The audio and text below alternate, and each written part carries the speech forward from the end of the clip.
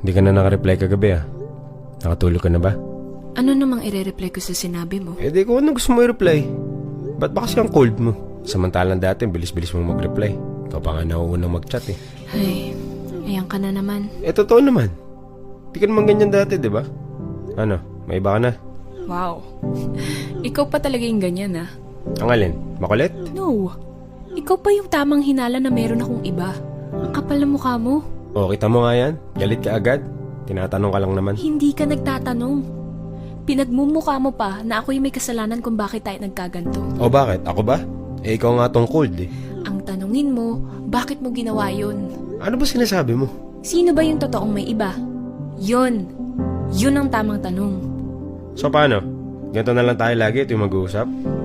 Ewan. Di ko na rin alam kung bakit ito nangyari sa atin. Hindi ka na nakareply.